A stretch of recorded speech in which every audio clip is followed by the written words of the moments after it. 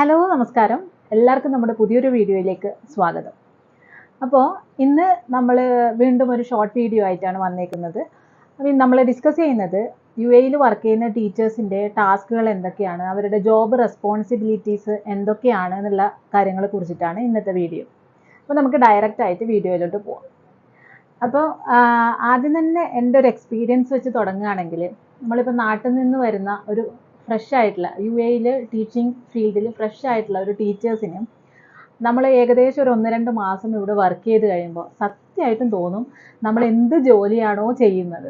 ഉറപ്പായിട്ടും എനിക്കറിയാം, ഇപ്പോൾ ഇവിടെ ഈ ഒരു വീഡിയോ വാച്ച് ചെയ്യുന്ന UAE വർക്ക് ചെയ്യുന്ന ടീച്ചേഴ്സ് ഉണ്ടെങ്കിൽ അവർ എല്ലാവരും തന്നെ ഈ ഒരു ക്വസ്റ്റ്യൻ അവരോട് തന്നെ ചോദിച്ചിട്ടുണ്ടാവും, ഒരിക്കലെങ്കിലും തീർച്ചയായിട്ടും ചോദിച്ചിട്ടുണ്ടാവും. അപ്പോൾ ഈ ഒരു സ്റ്റേറ്റ്മെൻറ്റിൽ നിന്ന് തന്നെ മനസ്സിലാക്കാം, നമ്മൾ നാട്ടിലെ ആ ഒരു ടീച്ചിങ് എക്സ്പീരിയൻസ് വെച്ചിട്ട് നമ്മൾ ഇവിടുത്തെ ഒരു ടീച്ചിങ്ങിനെ കാണരുത്. ഇത് തീർത്തും ഡിഫറെൻ്റ് ആയിട്ടുള്ള ഒരു ജോലിയായിട്ട് തന്നെ കാണണം. കാരണം നമുക്കറിയാം, ഇപ്പോൾ നാട്ടിൽ ടീച്ചിങ് എന്ന് പറഞ്ഞാൽ ഒരു 90% അവിടെ ടീച്ചിങ് ആണ്, ബാക്കി ഒരു 10% എന്തെങ്കിലും ഒരു എക്സ്ട്രാ വർക്ക് നമ്മൾ ചെയ്യുന്നുണ്ടെങ്കിലേ ഉള്ളൂ. പക്ഷേ ഇവിടെയല്ല, ഇവിടെ സ്കൂൾ ടു സ്കൂൾ പിന്നെയും ജോബ് റെസ്പോൺസിബിലിറ്റീസ് മാറിയിട്ടുണ്ടാവും. ഒരുപാട് 50% ടീച്ചിങ് മാത്രം കാണുന്ന സ്കൂൾ ഉണ്ടായിരിക്കാം, എനിക്കറിയില്ല. ഞാൻ വർക്ക് ചെയ്ത 3 സ്കൂളുകൾ അങ്ങനെ ആയിരുന്നില്ല. ഇവിടെ ഏകദേശം ഒരു 50%-ലും കുറവാണ് നമ്മൾ ചെയ്യുന്ന ടീച്ചിങ്. ബാക്കിയുള്ളതൊക്കെ മറ്റ് പല ജോലികളുമാണ് നമ്മൾ ചെയ്യുന്നത്. പിന്നെയും നാട്ടിലെ ടീച്ചേഴ്സിനെ നമ്മൾ നോക്കുകയാണെങ്കിൽ അവർ മെയിൻ ടാസ്ക് എന്ന് പറഞ്ഞാൽ പഠിപ്പിക്കുക, ടീച്ചിങ് എന്ന് പറഞ്ഞാൽ പഠിപ്പിക്കുക എന്നുള്ളതാണ്. പക്ഷേ ഇവിടെ പഠിപ്പിക്കുന്നതിനോടൊപ്പം ഒരുപാട് ഡോക്യുമെൻറ്റേഷനും കാര്യങ്ങളും, ഒരു ഓഫീസ് വർക്കാണോ നമ്മൾ ചെയ്യുന്നത്, അല്ല ടീച്ചിങ് ആണോ, അല്ല വേറെ എന്തെങ്കിലും വർക്കാണോ എന്ന് നമുക്ക് തന്നെ കൺഫ്യൂഷൻ ഉണ്ടാകുന്ന രീതിയിലുള്ള പല ടാസ്കുകളും ഇവിടുത്തെ ടീച്ചിങ്ങിലുണ്ട്. അപ്പോൾ ഞാനിപ്പോൾ പറയാൻ പോകുന്നത്, ഞാൻ പറഞ്ഞില്ലേ, ഓരോ സ്കൂളിൽ നിന്ന് സ്കൂളിലേക്ക് നമ്മൾ മാറുന്നതിനനുസരിച്ച് അവിടെ ഉണ്ടാകുന്ന എക്സ്ട്രാ ഡ്യൂട്ടികൾ മാറും. അപ്പോൾ അതിനെക്കുറിച്ചിട്ടല്ല ഞാൻ പറയുന്നത്. ജനറലായിട്ട് ഒരു ടീച്ചറിന് ഏത് സ്കൂളിൽ പോയാലും നമ്മൾ ജനറലായിട്ട് ചെയ്യാനുള്ള ചില ടാസ്കുകളെ കുറിച്ചിട്ടാണ് ഞാനിപ്പോൾ പറയാൻ പോകുന്നത്. First of all, of course, നമ്മൾ ടീച്ചിങ് ആണ്, നമ്മൾ പഠിപ്പിക്കുന്ന കാര്യമാണ് ഒന്നാമത്തെ ടീച്ചറിൻ്റെ റെസ്പോൺസിബിലിറ്റി എന്ന് പറയുന്നത്. രണ്ടാമത്തേത്, നമുക്ക് സിംപ്ലി നമ്മളൊരു നാളെ ഇന്നതാണ് പഠിപ്പിക്കാനുള്ളതെന്ന് പോയിട്ട് നമുക്ക് ഇവിടെ പഠിപ്പിക്കാൻ പറ്റില്ല. അതിന് ഏത് ലെസണാണോ നമ്മൾ പഠിപ്പിക്കുന്നത്, അല്ലെങ്കിൽ ഏത് പെർട്ടിക്കുലർ ടോപ്പിക്കാണോ നമ്മൾ പഠിപ്പിക്കുന്നത്, ആ ടോപ്പിക്കിൻ്റെ ലെസൺ പ്ലാൻ അത് നമ്മൾ ഉണ്ടാക്കുക എന്നുള്ളത് ഒരു റെസ്പോൺസിബിലിറ്റിയാണ്. അപ്പോൾ ലെസൺ പ്ലാൻ, ഇപ്പോൾ നാളത്തെ ക്ലാസ്സിന് നമ്മൾ ഇന്നായിരിക്കില്ല ലെസൺ പ്ലാൻ ഉണ്ടാക്കുന്നത്. ഒട്ടുമിക്കവാറും സ്കൂളുകളിലും നമ്മൾ ഒരാഴ്ച മുമ്പായിട്ട് അല്ലെങ്കിൽ 2 ആഴ്ച മുമ്പായിട്ട് നമ്മൾ ഇപ്പോൾ ഈ ഒരാഴ്ച നമ്മൾ അടുത്ത ആഴ്ച എന്താണോ നമ്മൾ പഠിപ്പിക്കുന്നത് ആ ഒരു കംപ്ലീറ്റ് ആഴ്ചയിലുള്ള ലെസൺ പ്ലാൻ നമ്മൾ ഉണ്ടാക്കും.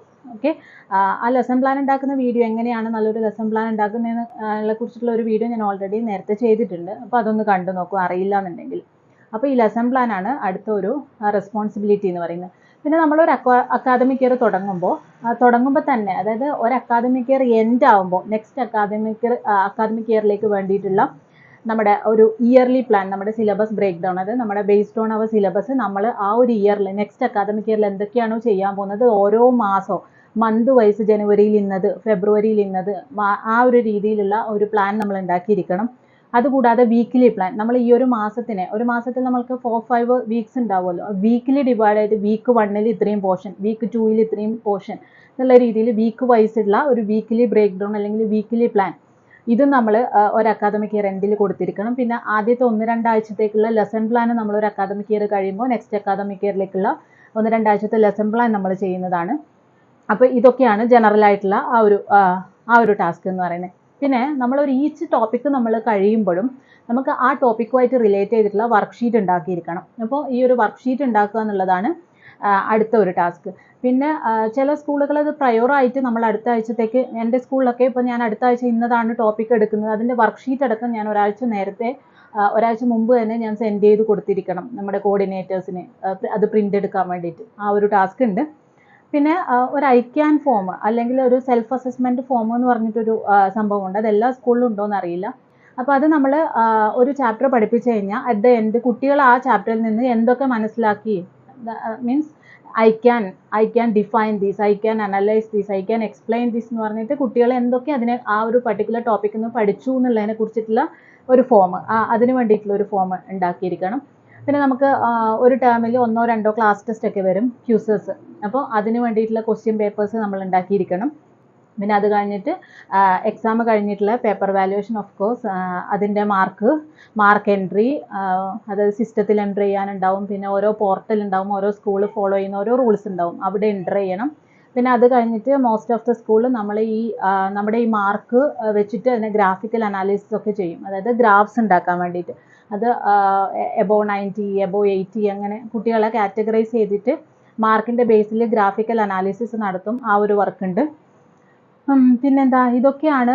പിന്നെ ക്ലാസ് ടീച്ചേഴ്സ്, നമ്മൾ ഓഫ് കോഴ്സ് ക്ലാസ് ടീച്ചർ ആണെങ്കിൽ ഒരുപാട് ടാസ്ക് കൂടുതലുണ്ട് കേട്ടോ. അപ്പം ക്ലാസ് ടീച്ചർ ടാസ്ക് അതെനിക്ക് തോന്നുന്നു അതൊരു സെപ്പറേറ്റ് വീഡിയോ ചെയ്യാം. ക്ലാസ് റൂം ടീച്ചറിന് എന്തൊക്കെ ടാസ്കുകൾ ഉണ്ടെന്നുള്ളതിന് സെപ്പറേറ്റ് വീഡിയോ വേറെ ചെയ്യാം.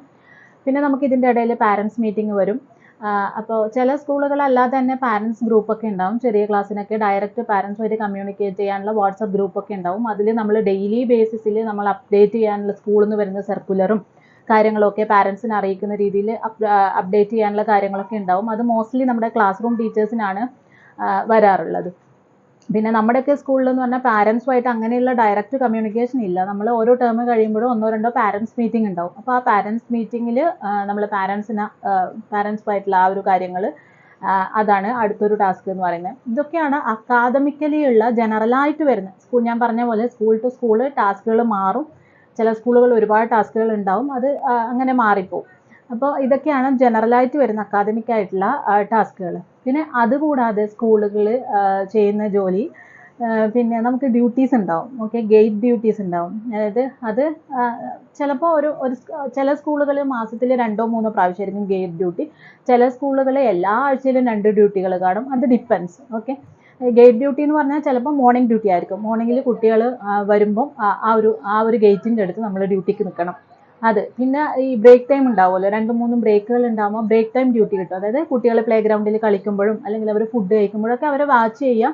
പിന്നെ കുട്ടികളുടെ ഒരു സേഫ്റ്റിക്ക് വേണ്ടിയിട്ടുള്ള നമ്മൾ അവിടെ കെയർഫുള്ളായിട്ട് കുട്ടികളെ ഒബ്സർവ് ചെയ്യുന്ന ആ ഒരു ഡ്യൂട്ടി അതുണ്ടാവും. ഇതേപോലെ തന്നെ ആഫ്റ്റർനൂൺ കുട്ടികൾ സ്കൂൾ കഴിഞ്ഞിട്ട് വീട്ടിലേക്ക് പോകുമ്പോൾ ഇതേപോലെയുള്ള ഗേറ്റ് ഡ്യൂട്ടീസ്, അങ്ങനെയുള്ള ഡ്യൂട്ടീസ് സ്കൂളുകളിൽ കിട്ടാറുണ്ട്. പിന്നെ CBSE സ്കൂളുകളൊക്കെ ആണെങ്കിൽ ഒരുപാട് പ്രോഗ്രാംസ് ഉണ്ടാവുമല്ലോ നമുക്ക്. ആനുവൽ ഡേ ആണെങ്കിലും വേറെ പല പല എക്സിബിഷനോ എന്തൊക്കെയോ പല പ്രോഗ്രാമുകളുണ്ടാവും. അപ്പോൾ ആ പ്രോഗ്രാമിനൊക്കെ നമുക്ക് ചിലപ്പോൾ ഡ്യൂട്ടി ചാർജസ് ഉണ്ടാവും.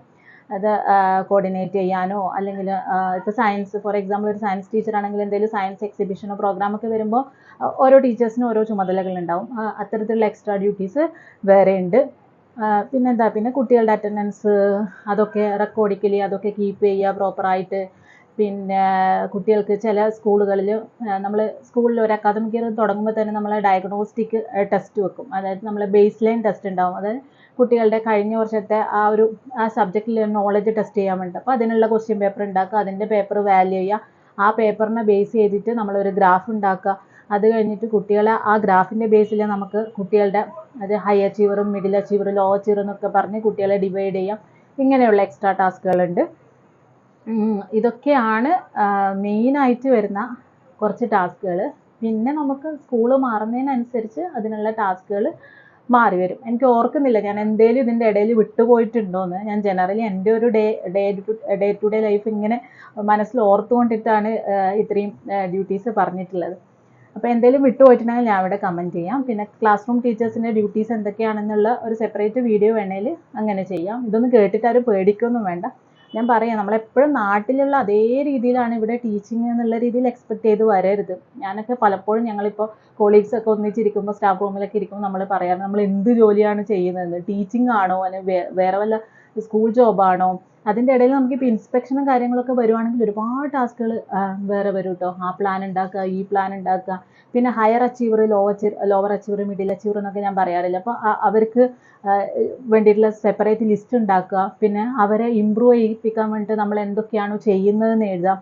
പിന്നെ അതുകൊണ്ട് അവർക്ക് എന്തെങ്കിലും റിസൾട്ടിൽ മെച്ചമുണ്ടോ എന്നുള്ള കാര്യങ്ങളൊക്കെ വെച്ചിട്ടുള്ള അങ്ങനെയുള്ള പേപ്പർ വർക്കൊക്കെ ഉണ്ട്. പിന്നെ ഡിഫറൻസിയേഷൻ വർക്കുകളുണ്ട്. അങ്ങനെ ഇടയിൽ ഇങ്ങനെ ഇൻസ്പെക്ഷനൊക്കെ വരുമ്പോൾ ഒരുപാട് വന്നു പോകുന്ന വർക്കുകളുണ്ട്. പിന്നെ ടീച്ചേഴ്സ് പ്രിപ്പറേഷൻ ബുക്ക്, നമുക്ക് from the beginning of the academic year നമ്മളൊരു ബുക്ക് കീപ്പ് ചെയ്യണം. അതായത് നമ്മുടെ CV, നമ്മുടെ ടൈം ടേബിൾ, പിന്നെ നമ്മൾ പഠിപ്പിക്കുന്ന ക്ലാസ്സുകൾ, അതിന് വേണ്ടിയിട്ടുള്ള വർക്ക്ഷീറ്റുകൾ, നമ്മുടെ ഈ അച്ചീവ്മെൻറ്റ് ലിസ്റ്റ്, നമ്മുടെ പല പ്ലാനുകൾ, വീക്കിലി പ്ലാൻ, പിന്നെ സിലബസ്, ഈ ആനുവൽ ബ്രേക്ക് ഡൗൺ ഈ കാര്യങ്ങളൊക്കെ വെച്ചിട്ട് നമ്മുടെ പ്രിപ്പറേഷൻ ബുക്ക് കീപ്പ് ചെയ്യാനുണ്ട്.